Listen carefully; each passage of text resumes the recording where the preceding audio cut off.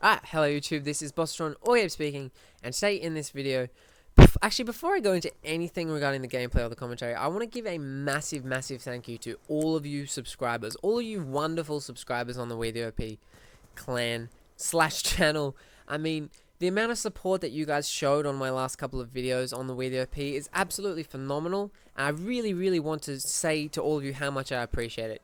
Just on my introductory video alone, I mean, I was looking at the top comments, and the top comment on the video was, thumbs up if you think Bossatron's a good commentator. And I had like 40 thumbs up. Like, how supportive and how great are you guys?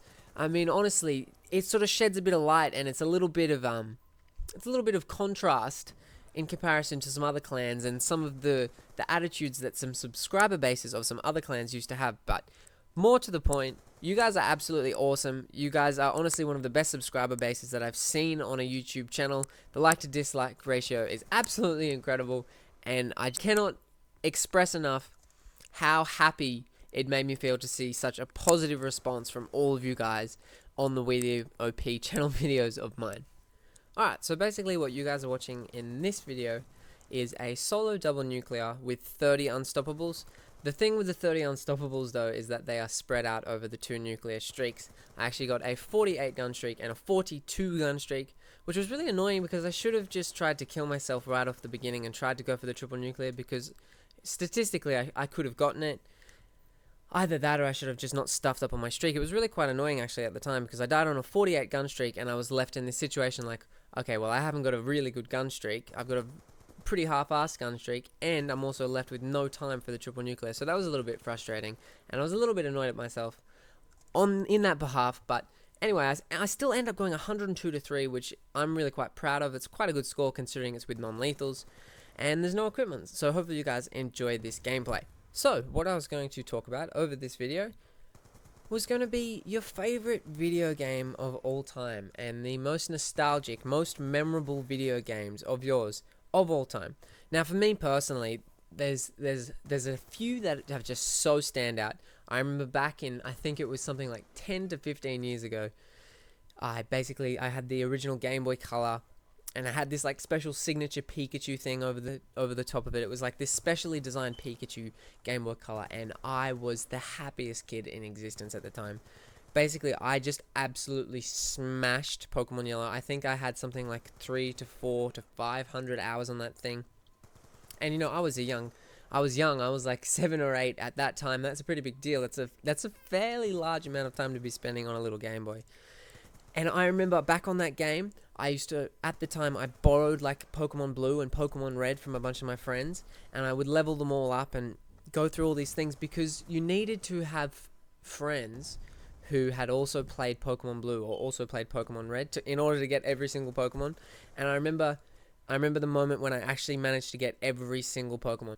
Aside from Mew, that is, which you could only get at like these special events. But basically, I traded and I leveled up and I did all these evolvings with all these different stones and traded from my friends' Game Boys to my Game Boys. And I remember the moment when I had every single Pokemon, and it was a strangely blissful, unique moment to any moment of that in my life, which sounds so nerdy, I know. But yeah, so Pokemon, every single time I go back and I listen to the theme song and I look at that home screen of the Pallet Town, which is the town where you start off in, if you guys aren't aware, I get goosebumps. It sends shivers down my spine, and I feel as though I literally feel as though I'm 7 years old again. And so in that sense, Pokemon Yellow is my most memorable and most nostalgic, most amazing video game of my childhood, because I used to get submersed in that to a ridiculous point. It was quite literally at the point where it was like you forgot about the real life because you were just so involved and so engaged in this video game. And in some sense, you could actually call this a small form of escapism, because I was literally lost in the world of Pokemon. I wanted to live, sleep, and eat in the world of Pokemon, and I wanted nothing out of the real world. I was just done with the real world. I just wanted to play Pokemon and be in the Pokemon world for my entire life. And I know I'm the biggest geek alive, but that game was just hands down my most nostalgic, most memorable game. And as nerdy as it may be, it will be something that I probably won't forget. So yeah, when I was younger, I had the Game Boy Color, and then a couple of years later, I think we moved on and we got a PlayStation 1.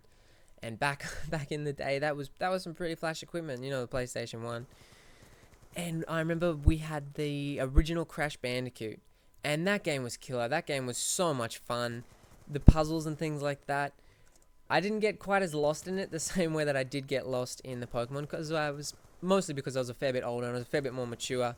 I didn't let my imagination slip as much. But so yeah, those are my two favorite games of my childhood: the Pokemon Yellow and the original Crash Bandicoot, both on the Gameplay Color and the PlayStation 1. So those were the two consoles that I had whilst I was growing up as a kid, as well as the two favorite, one of them a little bit more than the other, but nonetheless, my two favorite games of my childhood. And you guys have got to tell me what all your favorite games and what consoles you guys had when you were growing up. Make sure that you leave it down in the comment section below. I want to see if there are any ex-veteran, early sort of Crash Bandicoot fans down there, and I want to see how many of you guys say Pokemon. I'm hoping to the YouTube gods that I see at least 200 people saying that they were in the same lost Pokemon world that I was in. But even if you weren't, tell us down in the comment section below what games that you played and what consoles you played on throughout your early childhood. I'm actually personally really curious. I really want to see. And yeah, that's the end of the video. Hopefully you guys enjoyed it. If you did enjoy this video, if you did enjoy this gameplay, if you did enjoy this commentary, please do come check out my channel. I'm an Australian Call of Duty gameplay / commentator channel, and I would really appreciate it by me if you could come over and give my channel an opportunity. But yeah, other than that, once again, massive thank you to all the boys at We the OP for making all of this a possibility. Thank you to all of you guys for being there to support us and being such positive supporters of this channel. And yeah, hopefully you guys enjoyed the video. If you did, maybe we've possibly earned your like. Other than that, hopefully you guys enjoy the rest of your day. Take care and goodbye.